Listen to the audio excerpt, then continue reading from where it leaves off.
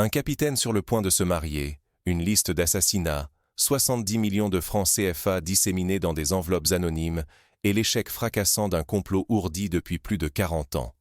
Que se passe-t-il vraiment au Burkina Faso?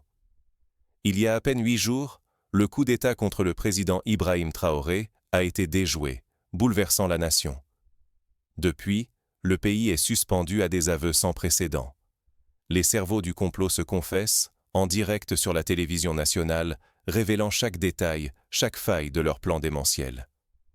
Des noms jaillissent à l'écran, des montants effarants circulent de bouche en bouche, et des cibles sont désignées en plein jour. Des applications cryptées comme Signal et Zangji servent à coordonner les opérations, tandis que des planques sont disséminées dans plusieurs pays d'Afrique de l'Ouest. L'argent sale transite par un réseau tentaculaire de complices, parfois des commerçants, parfois des membres de la diaspora, parfois de simples fonctionnaires avides de double salaire. Jamais la lumière n'avait été projetée avec une telle précision sur un système aussi vaste et profondément enraciné. Mais derrière cette tentative avortée, c'est une guerre de génération qui gronde. Les vétérans de l'ancienne élite, forgés dans la corruption et façonnés par la domination étrangère, refusent de céder. Leur obsession du pouvoir, incarnée par la génération Compaoré, s'oppose frontalement à une jeunesse burkinabé décidée à rompre avec les vieilles pratiques et à réinventer la souveraineté institutionnelle du pays. Il suffit de se rappeler la chute de Thomas Sankara il y a près de 4 décennies. Déjà, le rêve d'une Afrique indépendante avait été piétiné sous la botte de l'opportunisme et de la compromission. Ce n'est pas seulement une affaire d'argent ou de violence militaire. C'est la preuve que l'ancienne génération, incapable de se réinventer, tente une ultime manœuvre désespérée pour renverser la vague d'espoir portée par les jeunes. Les aveux diffusés en direct montrent que la loyauté n'a plus rien d'idéologique. Tout peut se négocier, tout s'achète, y compris la trahison. L'histoire se répète, comme en 1987, où la fidélité avait été monnayée jusqu'à l'assassinat du président Sankara. Ignorer la dynamique profonde de ce complot, c'est risquer de voir se perpétuer le cycle de corruption, de manipulation et de trahison, menaçant la stabilité et la confiance en de nouvelles institutions. L'enjeu dépasse de loin les frontières du Burkina Faso. C'est l'avenir de toute l'Afrique de l'Ouest qui est suspendu à ce duel générationnel. On pense à la Côte d'Ivoire de 1999, au Mali de 2012, au Niger de 2023. Chaque fois, un coup d'État ou une tentative similaire a fait trembler l'ensemble de la sous-région. Mais comment a-t-on pu en arriver à un tel point de rupture? Pour comprendre, il faut plonger au cœur de la machination, là où tout a commencé. Avant le chaos, il y avait des signes. Retour sur les premières fissures d'un système prêt à s'effondrer. Dès l'année 2023, des rumeurs circulaient dans les casernes. Certains officiers, frustrés de voir de jeunes capitaines prendre la tête du pays, parlaient ouvertement de « restaurer l'ordre ». Les réunions discrètes dans les villas de Ouagadougou et les allers-retours suspects vers Lomé ou Abidjan n'étaient que la partie émergée de l'iceberg. Ce n'est pas la première fois que le Burkina Faso traverse un coup d'État. Pourtant, celui-ci bouleverse plus que jamais l'équilibre régional. Pourquoi ce soulèvement attire-t-il soudain l'œil de toute l'Afrique de l'Ouest? La réponse tient en partie au contexte. Jamais le fossé entre jeunes officiers réformateurs et anciens caciques n'a été aussi abyssal. Pour saisir l'enjeu, il faut revenir sur près de 40 années de turbulences. Depuis la chute de Thomas Sankara en 1987, le pays vit sous l'héritage lourd de l'élite militaire forgée par Blaise Compaoré. Cette génération a scellé une alliance toxique, corruption, confiscation du pouvoir et dépendance chronique à l'égard de la France. Peu à peu, la promesse panafricaine a cédé la place à un climat de clientélisme et d'intrigues souterraines. Prenons un exemple. Après l'assassinat de Sankara, des réseaux d'affaires se sont mis en place, permettant à une poignée de familles de contrôler l'accès au marché public. Les jeunes qui refusaient de se plier à ce système étaient marginalisés, voire contraints à l'exil. En Côte d'Ivoire, une situation similaire s'est produite après la chute de Gbagbo en 2011, où les anciens fidèles se sont recyclés dans la contrebande et le financement occulte de mouvements rebelles. Mais aujourd'hui, un basculement s'opère. Porté par le capitaine Ibrahim Traoré, une jeunesse assoiffée de changement entend rompre la fatalité. Inspirés par Sankara, ces nouveaux leaders refusent la soumission et réclament une Afrique souveraine, juste et débarrassée des tutelles étrangères. Ce n'est pas simplement une question de génération, mais de valeur et de courage.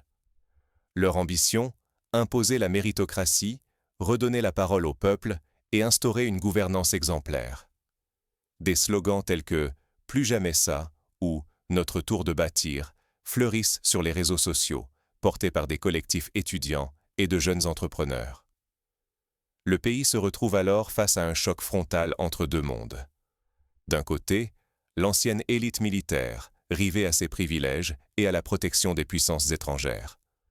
De l'autre, une jeunesse prête à risquer l'affrontement pour restaurer la dignité et l'indépendance du Burkina Faso, quitte à s'opposer aux intérêts régionaux et internationaux. On se rappelle la révolution tunisienne de 2010, où la jeunesse a fait tomber un régime vieillissant, ou encore les manifestations de la place Tahrir en Égypte. Ce qui se joue n'est pas un simple coup d'État, mais une transformation radicale du pouvoir. C'est la tentative de briser un héritage miné par la compromission et la soumission, et d'ouvrir une ère de souveraineté retrouvée.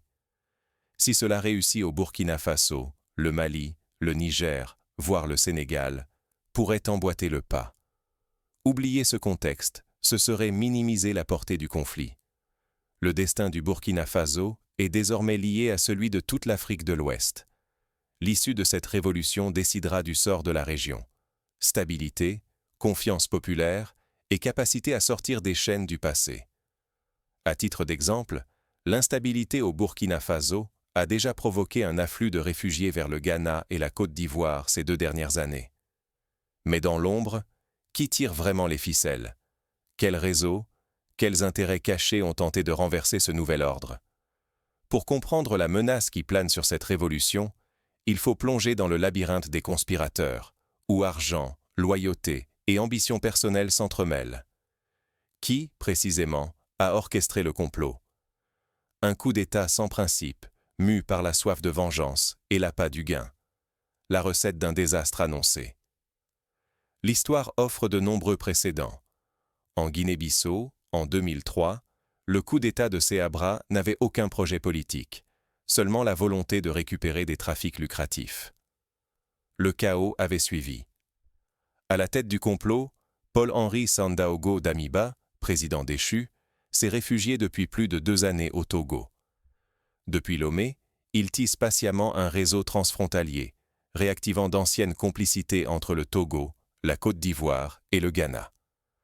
Les réunions se font dans des hôtels discrets, utilisant des pseudonymes et des téléphones jetables pour brouiller les pistes. Damiba ne cherche ni à incarner une vision, ni à défendre le peuple burkinabé.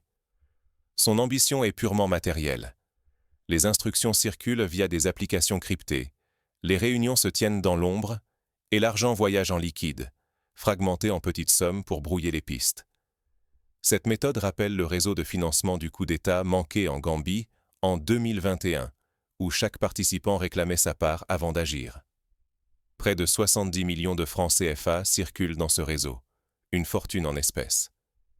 Une partie du pactole vient de la Côte d'Ivoire, destinée à financer le renversement du président Traoré. Mais à chaque étape, l'argent se dilue.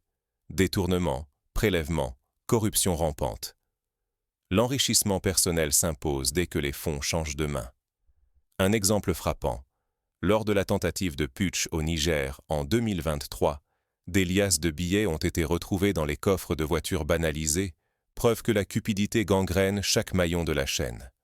Le capitaine Kouyaty, figure clé du complot, reçoit 8 millions de francs CFA pour éliminer un commandant de drone. Il en garde 3 millions pour lui-même, afin de financer son propre mariage, prévu la semaine suivante. La mission s'efface derrière les intérêts privés. Cupidité et cynisme s'enracinent au cœur de la conspiration. Imaginez, au lieu de préparer son commando, Kouyaty négocie le prix du traiteur et du DJ pour sa fête de mariage, révélant ainsi l'inconsistance morale du projet. Le chef-sergent Yalego, responsable du transfert d'armes, orchestre la logistique. Il veille à ce que les stocks circulent discrètement entre Ouagadougou, Lomé et Abidjan. Une femme discrète, chargée de distribuer les enveloppes, évite toute trace bancaire, glissant entre les mailles du filet. Cette technique rappelle les mules utilisées par les cartels sud-américains. Petits montants, multiples intermédiaires et jamais le même itinéraire 2 fois de suite. Mais nul ne croit à la mission. Ni Damiba, ni ses lieutenants, ni les exécutants. Chacun agit pour soi, sans discours, sans idéal, seulement la promesse d'une récompense une fois le coup réussi. L'absence totale de vision commune est criante. Ce vide moral explique l'effondrement rapide du complot. Dès qu'un participant est arrêté, il livre tous les noms, espérant une remise de peine. Ce vide moral s'accompagne de failles logistiques béantes. Les preuves s'accumulent. Interceptions téléphoniques, aveux diffusés à la télévision, transfert d'argent sous surveillance, logistique infiltrée. Les services burkinabés remontent chaque fil, profitant de l'incompétence, de la défiance et de la voracité des conspirateurs. Un exemple, lorsque le capitaine Kouyaty tente de franchir la frontière togolaise, il est intercepté grâce à la géolocalisation de son téléphone, mal éteint. Dès le départ, tout était voué à l'échec. Ici, le danger n'est pas seulement le changement de régime, mais la démonstration que, tant que les institutions restent poreuses à ces réseaux corrompus, l'espoir d'une Afrique souveraine recule. Les anciens ont perdu leur boussole. Ils ne savent plus offrir que la répétition de la corruption qui les a minés. Pourtant, face à cette vieille garde déliquescente, une nouvelle génération émerge, portée par d'autres rêves et une volonté de rupture. Le choc des ambitions ne fait que commencer. À Bamako, à Niamey, à Dakar, de jeunes officiers observent la situation, cherchant à comprendre si l'heure du basculement a vraiment sonné. Quand le piège se referme, ce ne sont pas seulement des têtes qui tombent, c'est tout un système qui vacille, ébranlé jusque dans ses fondations. Dans la nuit, l'intelligence burkinabé orchestre une opération au cordeau. Surveillance, écoute, infiltration. Chaque pièce du puzzle se met en place avec une précision implacable. Lorsque le signal est donné, les arrestations s'enchaînent en une vague brutale, surprenant les conspirateurs jusque dans leurs derniers abris. On pense à l'opération Nuit du long silence, menée en Guinée en 2021, où les putschistes avaient été capturés en moins de 24 heures. Le président Ibrahim Traoré avait prévenu « Hiver noir » n'était pas un slogan creux, mais l'annonce d'une tempête. Aujourd'hui, sa mise en garde résonne comme un avertissement accompli, adressé aux vieux réseaux et à toute l'Afrique de l'Ouest. À Ouagadougou, la stupeur domine. Dans la rue comme sur les réseaux sociaux, l'opinion oscille entre soulagement et inquiétude. Si le complot est déjoué, l'ombre du soupçon s'étend, révélant l'ampleur de l'infiltration et la vigilance nécessaire pour défendre l'État. Sur Facebook et WhatsApp, les Burkinabés partagent des vidéos et des mèmes sur la chasse aux traîtres, preuve d'une prise de conscience populaire sans précédent. Les images des arrestations frappent, officiers traînés devant les caméras, anciens ministres menottés, journalistes conviés à des aveux en direct. Ces confessions publiques, parfois théâtrales, servent à légitimer la nouvelle génération au pouvoir. La cupidité, la corruption et l'absence de vision des conjurés sont exposés sans détour. Un parallèle frappant peut être fait avec les procès publics de la révolution culturelle en Chine, où l'humiliation servait de catharsis collective. Au cœur du tumulte, une figure s'impose. Le général Saint-Poré. Sa promotion marque le passage entre l'ancienne élite et une nouvelle génération qui se veut méritocratique et incorruptible. Pour beaucoup, il devient le symbole d'une armée capable de se renouveler et d'un État qui aspire à l'intégrité. Son parcours, fils de paysan, diplômé de l'école militaire interafricaine, promu grâce à ses faits d'armes contre les groupes terroristes, inspire une nouvelle vague de vocations dans l'armée burkinabé. Mais l'affaire déborde vite les frontières. Les autorités réclament l'extradition de plusieurs suspects réfugiés au Togo et en Côte d'Ivoire. Face à cette exigence, c'est le silence absolu. Ce mutisme régional nourrit les soupçons de complicité ou du moins d'un malaise à affronter la réalité d'un réseau tentaculaire. En 2014, lors du putsch raté au Burkina Faso, le refus de coopération du Bénin avait déjà permis à plusieurs responsables de disparaître dans la nature. Le succès du démantèlement est vital. Au moindre faux pas, toute la crédibilité du régime et du projet de transformation peut s'effondrer, risquant de renvoyer le pays à l'instabilité, à la défiance et à la mainmise des anciens maîtres. Mais derrière le triomphe apparent, des fissures demeurent. La population s'interroge. La nouvelle génération saura-t-elle vraiment briser le cycle des complots et de la corruption? Les précédents sont là pour rappeler la difficulté du défi. Au Nigeria, après la chute de Sani Abacha, la transition démocratique avait été sabotée par les réseaux de l'ex-dictateur.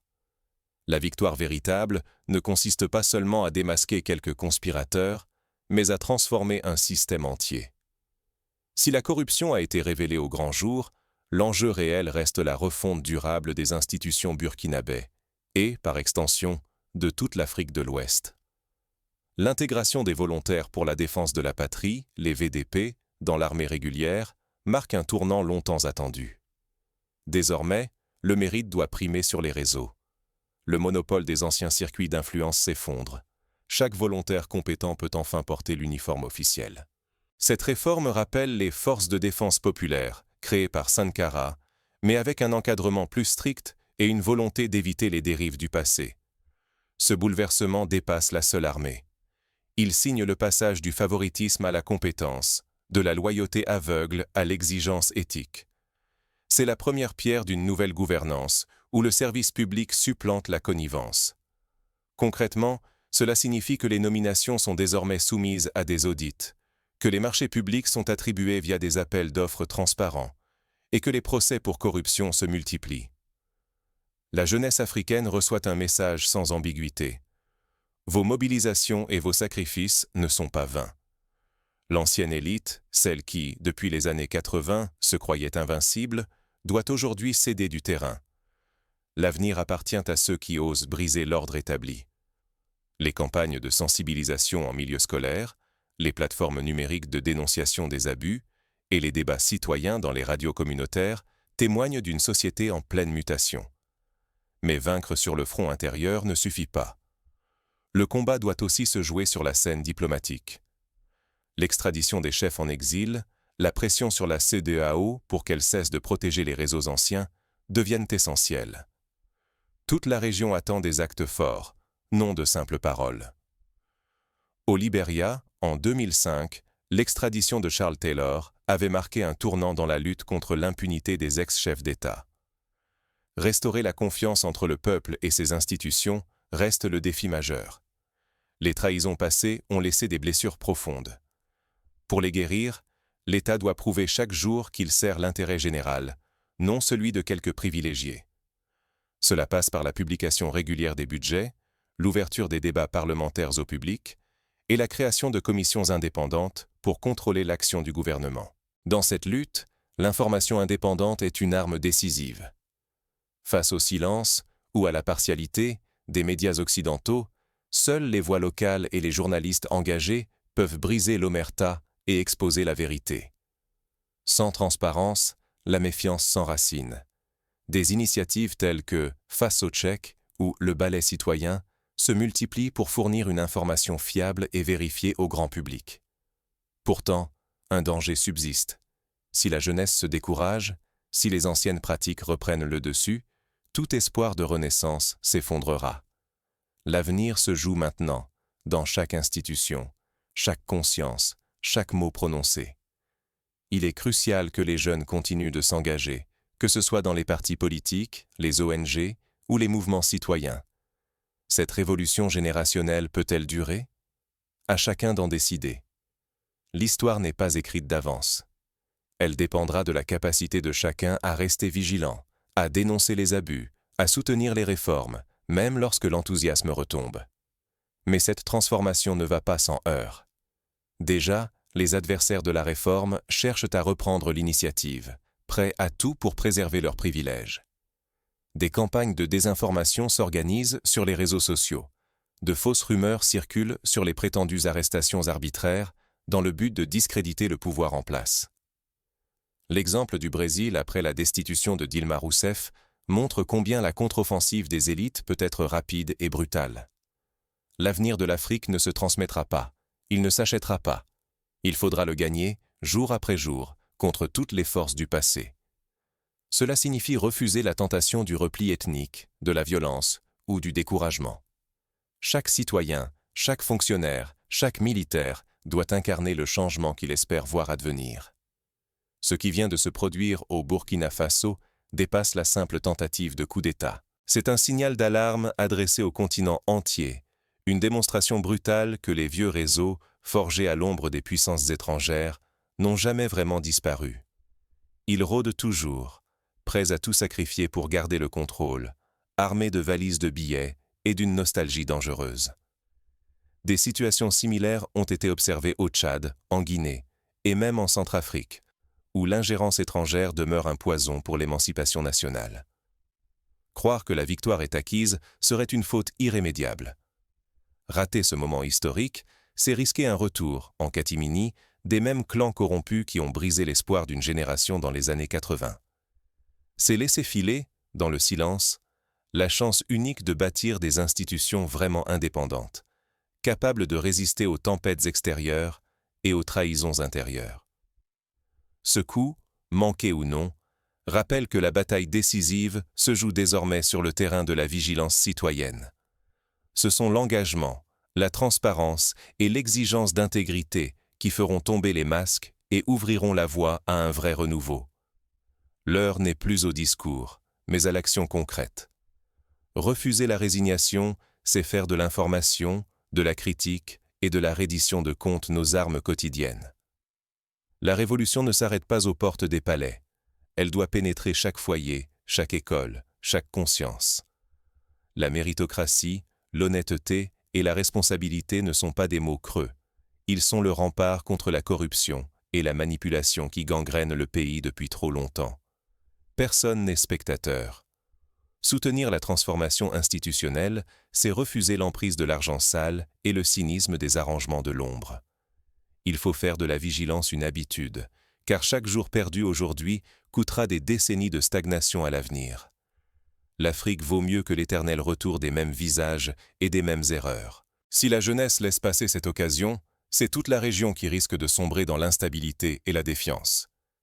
Mais si elle reste debout, informée et mobilisée, chaque tentative de retour en arrière se heurtera non à des adversaires isolés, mais à un peuple uni, prêt à défendre son avenir, mètre après mètre. Le printemps burkinabé ne sera pas un feu de paille, mais le point de départ d'une Afrique réconciliée avec ses rêves. Rien n'est écrit d'avance. L'histoire, c'est maintenant, et elle appartient à celles et ceux qui choisissent de lutter, lucides et déterminés, pour la défendre.